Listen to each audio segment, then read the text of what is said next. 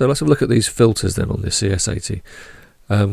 Good news is straight away there's nothing complicated going on. Again, you've got a straightforward high pass filter and a low pass filter in series, so the sound passes through one then the other.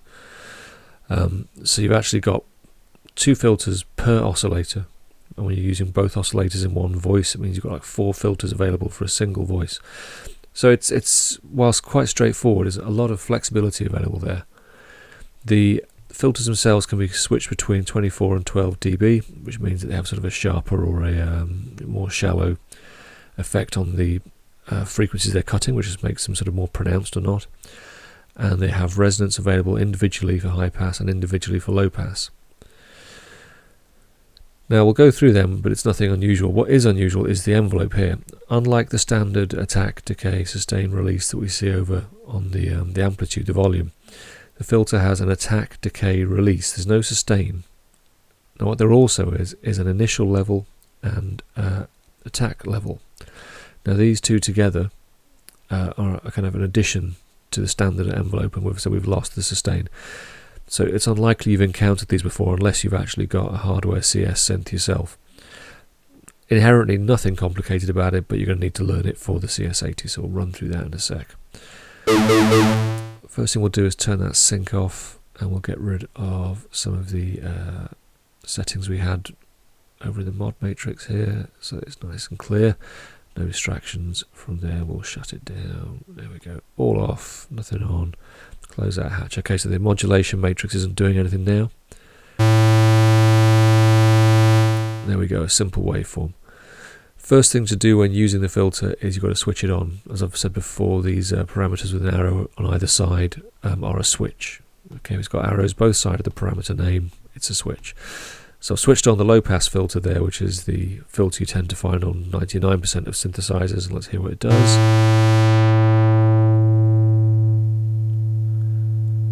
And as I move the cutoff, all the frequencies below are still playing, the frequencies above are cut off.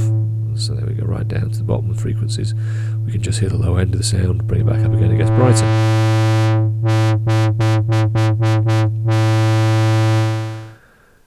Pretty straightforward. We've also got a high pass filter.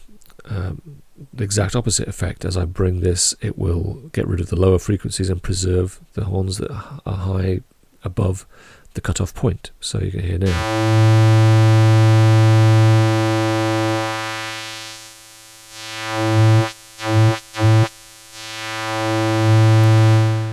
There was a slight sweep at the start there, which is coming from the envelope, so I'll zero that.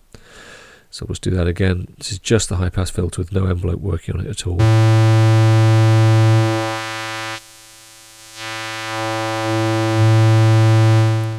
And you can place the two together, which gives you effectively a sort of a band pass filter by working with the high pass and the low pass in series.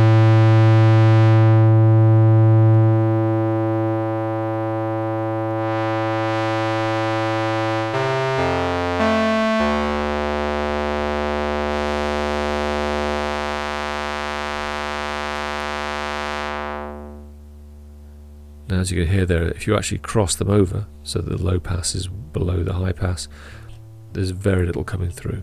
So it's possible to set these filters so that you're not really hearing much, so keep an eye on that.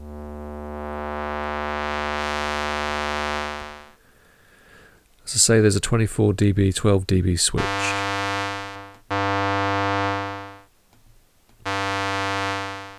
The 24 is more aggressive and it's kind of cutting off with the frequencies outside of the range you've set. So 12, 24. We've also got resonance. Let's get rid of the high pass for a second, bring it back down, switch it off. Let's listen to the resonance on the low pass.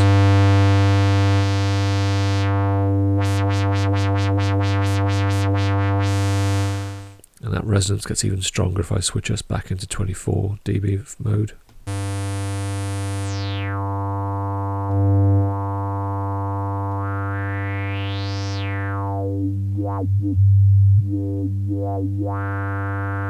Let's hear that on the high pass too.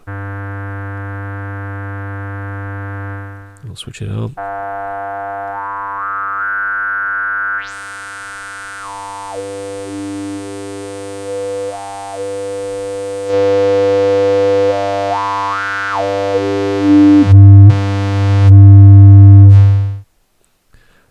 see over there, it's very easy with the 80 to kind of overload your outputs.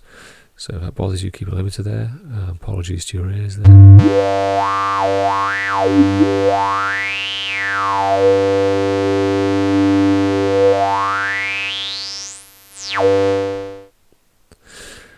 In essence, that's the filter. It's pretty straightforward. You've got a high pass, you've got a low pass. They've both got resonances. They've both share a 24 dB, 12 dB switch.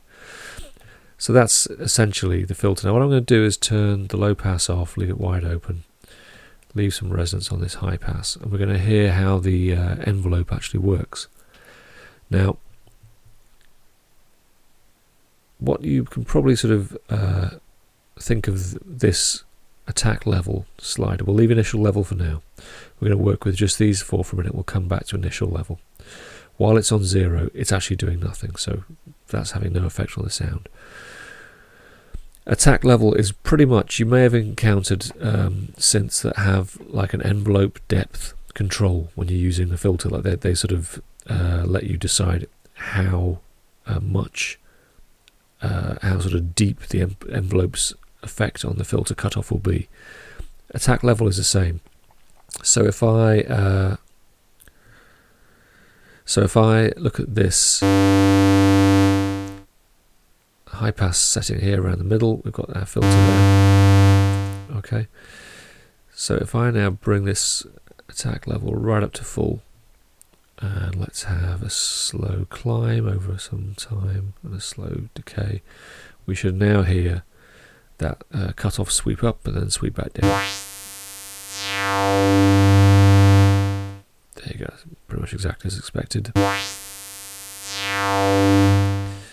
Now it's, so you can hear it sweeping pretty high there. It's taking the high pass right up to the top and back down again. So if we don't want it to sweep that high, but we still want the sweep, we can just bring the attack level back a bit. And back where it was. So you can hear what's going on there. It's a sort of amount of envelope that's been applied to the filter until we get to pretty much nothing. So let's make it quite pronounced again. Now we're going to look at initial level. Now look, here's a key thing which most people don't spot. Initial level at the bottom, it's marked 0. At the top it's marked -5. So actually this is going lower as you push the fader up. Everything else 0 plus 5, all these other faders are behaving as they should do. But in this fader section, this one is reversed. Now initial level is essentially where the filter is starting. Is it starting from 0, or is it actually starting from even further down? So when it's starting at 0, you can hear that the cutoff is kind of around about as I've set it there. Starts at a point, sweeps up to the top, sweeps back down and rests at the same point. So if I push the initial level down to -5, it should start that filter sweep a lot lower down, a lot deeper, sweep up to the top and then rest where it used to be. Now to hear this, let's slow the attack down and hear what's actually going on. So where it was before and where it is now.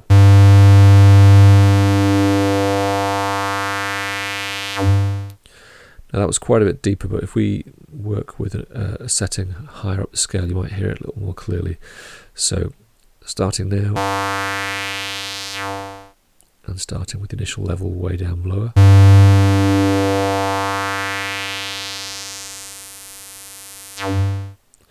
So we've got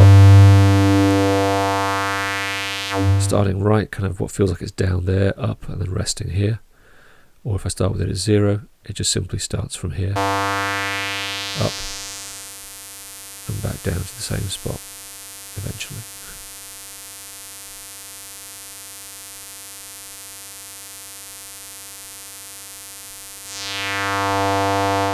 There we go.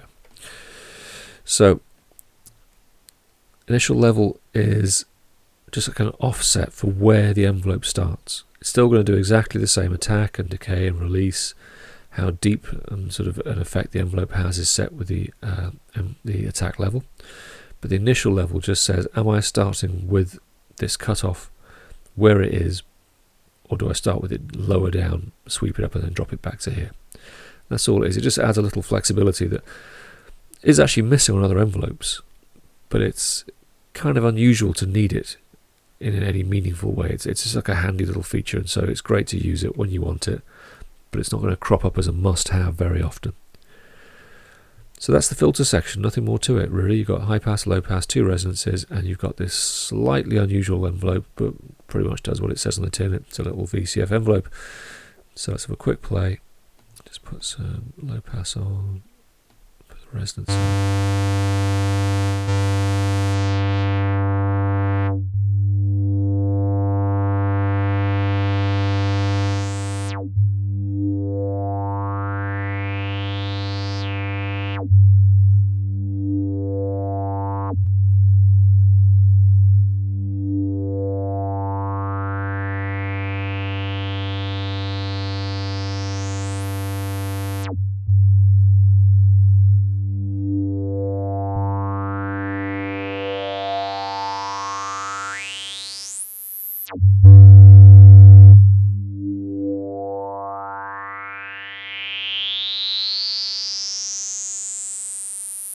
Get some really nat, like very, very thin bandpass resonance sounds here.